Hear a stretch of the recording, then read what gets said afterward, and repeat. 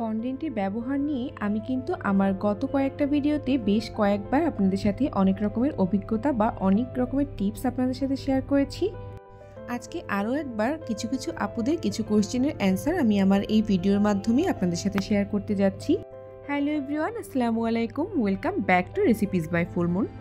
আজকের এই কেকটা যেহেতু ফন্ডেন্ট ওয়ার্কে একটি কেক ছিল, সেহেতু আমারও চিন্তা ছিল আপনাদের সাথে ফন্ডেন্ট নিয়ে কিছু কথা শেয়ার করব।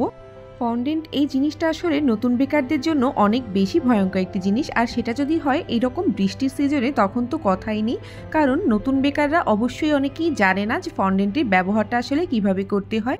তো চলুন আজকে কিছু কিছু টিপস আমার মতন করে আপনাদের সাথে শেয়ার করি। অনেকেই জানতে চেয়ে থাকেন আমি আসলে কী রকম ফন্ডেন্ট ব্যবহার করি, আমার ফন্ডেন্টগুলো কেনা কিনা বা আমার ফন্ডেন্টগুলো বানানো কিনা।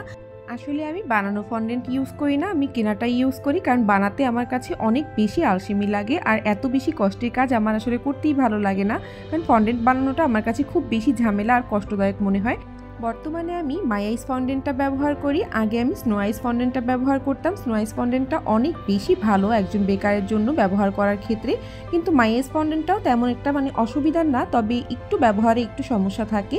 যেমন স্নো আইস ফন্ডেন্টটায় হয় কি, আপনার ফন্ডেন্টটা একটু শক্তই থাকে, কিন্তু মাই আইস যেটা হয় এটা একটু নরম ফন্ডেন্ট থাকে আর এটাকে আপনার শক্ত করে নিতে হয়।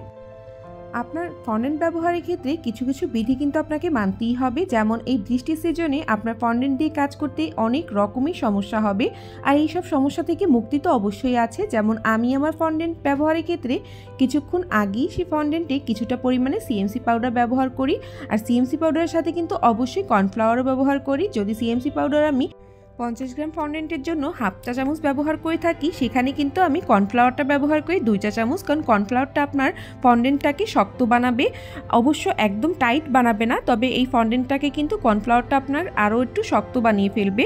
আর সিএমসি পাউডারটা হচ্ছে গিয়ে আপনার ফন্ডেন্টটাকে একদম টাইট করে রাখবে, এইটা করে ফেলবে, আপনার ফন্ডেন্টটাকে গলিয়ে ফেলবেন না। তবে কর্নফ্লাওয়ারটা কিন্তু কাজের জন্য আপনার অবশ্যই দরকার, আর বিভিন্ন শেপ করার জন্য তো অবশ্যই কর্নফ্লাওয়ারের দরকার হয়। আর হ্যাঁ, আমি কিন্তু এই জিনিসগুলো একটু আগেই ব্যবহার করি, কারণ পরবর্তীতে যখন কাজ করতে যাই তখন কিন্তু ফন্ডেন্টটা একটা সঠিক একটা কনসিস্টেন্সিতে চলে আসে, যে কারণে আমি এই কর্নফ্লাওয়ার এবং সিএমসি পাউডারটা আগেই দিয়ে ভালোভাবে কর্নফ্লাওয়ারটা দিয়ে মথে নিই, এবং মথে নেওয়ার পরে এটাকে কতক্ষণ রেস্টে রাখি, আর রেস্টে রাখার পরে কিন্তু আমি এটা দিয়ে কাজ করি আর এই টপারগুলো সেট করে নিই। আর এইভাবে যদি আপনারাও টপার বানান তবে কিন্তু আপনার ফ্রিজেও কিছুক্ষণ রাখতে পারবেন। যেমন আপনারা যদি 2-3 ঘন্টা ফ্রিজেও রাখেন বক্স করে, বা এর থেকে বেশিও যদি ফ্রিজে রাখেন, কোনো প্রকার কোনো সমস্যা হয় না, ফন্ডেন্ট কিন্তু কেক থেকে গলে গলে পড়ে যায় না।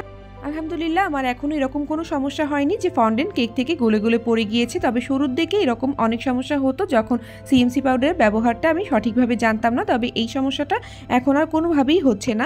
আর একটা কথা আমি নতুন বেকারদের অবশ্যই বলবো, যদি ফন্ডেন্ট দিয়ে কোনো কেক আপনার ফ্রিজে রাখতে হয় তবে কিন্তু আপনারা বক্স করে অবশ্যই ফ্রিজে রাখবেন। বক্স করে রাখলে আপনার কেকটা গলে যাওয়ার কোনোই সম্ভাবনা থাকবে না। আশা করছি ভিডিওটা আপনাদের অনেক কাজে আসবে। আজকের মতন এখানেই বিদায় নিচ্ছি। আসসালামু আলাইকুম, আল্লাহ হাফেজ।